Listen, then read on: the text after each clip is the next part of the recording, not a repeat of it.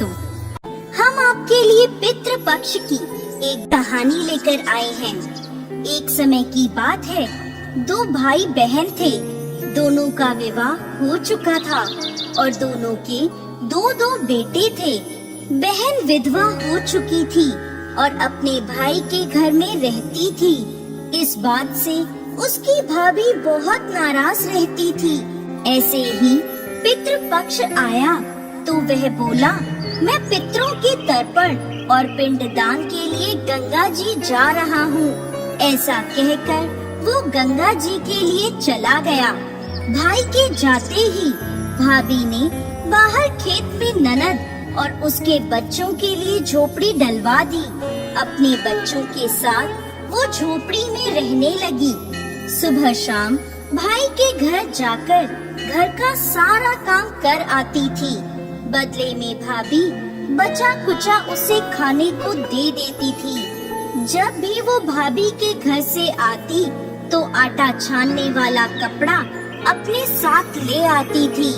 घर आकर उस आटे में सने कपड़े को पानी में घोलकर चूल्हे पर चढ़ाकर पकाकर बच्चों को देती और कहती, खीर है, खा लो। ऐसे ही समय बीतने लगा। एक बार भाभी ने उसे वो कपड़ा ले जाते देख लिया तो बोली, बाई जी, आटा छानने का कपड़ा कहाँ ले जा रही हो? इसे यहीं छोड़कर जाया करो। उसने वैसे ही किया। उस दिन भाभी ने उसे बचा कुचा भोजन भी नहीं दिया और बोली, कल आपकी माँ का श्राद्ध है, बिना बुलाए तो आना मत। हाँ, आंगन में लगा ये पीपल का पेड़ अगर अपनी जगह से हिले तो आ जाना। ये सुनकर वो बहुत दुखी हुई और रोती रोती अपने घर चली गई। घर पहुँची तो बच्चे बोले, माँ भूख लगी है, कुछ खाने को दो। वह बच्चों को बोली, बेटा आज हम सबका उपवास है, भूखे ही सो जाओ। अगले दिन बच्चे बोले, माँ मामी ने कहा था कि आज नानी का श्राद्ध है, तो चलो वहाँ चलते हैं। तो वह बोली, बेटा मामी ने कहा था कि आंगन का पीपल का पेड़ अगर अपनी जगह से हिले तो आ जाना। तुम बताओ, कभी पेड़ हिलता है? पत्ते हिलते हैं, टहनियाँ हिलती हैं, कभी पेड़ को हिलते देखा है? उसने बच्चों को समझाया कि बिना बुलाए नहीं जाना चाहिए। शाम हुई तो उसके भतीजे आए और बोले, बुआ माँ ने भोजन भेजा है। उसने देखा तो भोजन के नाम पर 2 सूखी रोटियों के ऊपर थोड़े से चावल रखे थे। यह देखकर उसे बहुत क्रोध आया और अपने बच्चों से बोली, इसे झोपड़ी के ऊपर फेंक दो। और वो भूखे ही अपने बच्चों को लेकर सो गई। सारी रात गंगा माँ को याद करती रही और बोली, हे माँ गंगा, मेरे भाई की रक्षा करना, वो हमारी रक्षा करेगा। अगले दिन भाभी आई और बोली, बाई जी, कल तुम्हारे पिता का श्राद्ध है, बिना बुलाए आना मत, लेकिन आंगन का पीपल का पेड़ हिले तो आ जाना। अगले दिन भी वो भाभी के घर भोजन के लिए नहीं गई। शाम को फिर उसके भतीजे आए और 2 सूखी रोटियां चावल के साथ दे गए। उसने फिर वह रोटी और चावल झोपड़ी के ऊपर फिकवा दिए और भूखी ही बच्चों को लेकर सो गई और सारी रात रोती रही, माँ गंगा से प्रार्थना करती रही।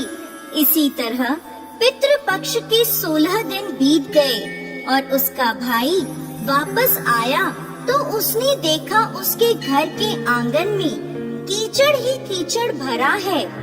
वो अपनी पत्नी से पूछने लगा, ये कैसा कीचड़ है?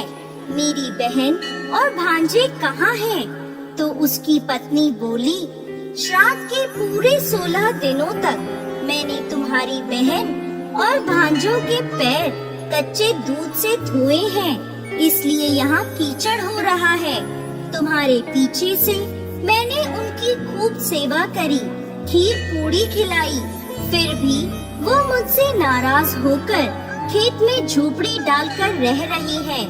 भाई खेत पर पहुंचा तो वह देखता है कि वहाँ कोई झोपड़ी नहीं थी, वहाँ एक आलीशान महल बना हुआ था, जिसके आंगन में उसके भतीजे खेल रहे थे। उसने जाकर अपनी बहन से कहा, बहन, ये सब क्या है?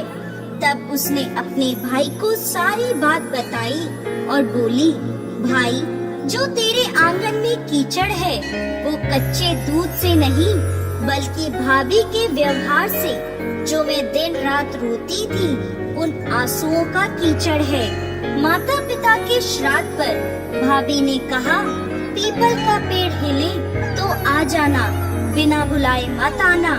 पीपल का पेड़ हिला नहीं तो हम गए नहीं। और शाम को उन्होंने 2 रोटी और चावल भिजवाए, जिसे गुस्से में मैंने झोपड़ी के ऊपर फेंक दिया। माता पिता के आशीर्वाद तेरे साथ और गंगा मैया की कृपा से ये सूखी रोटियां सोने में और चावल हीरे मोतियों में बदल गए, जिसके प्रभाव से ये सब हुआ है।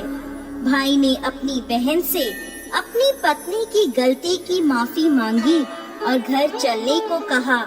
तब बहन बोली, भाई, गंगा मैया ने तेरी रक्षा करी, तू हमारी रक्षा करेगा, लेकिन अब हम यहीं रहेंगे।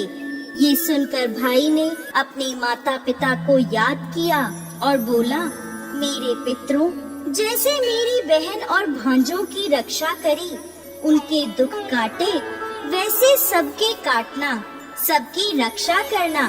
कहानी को कहने वाले, सुनने वाले और हुंकार भरने वाले सब पर कृपा करना।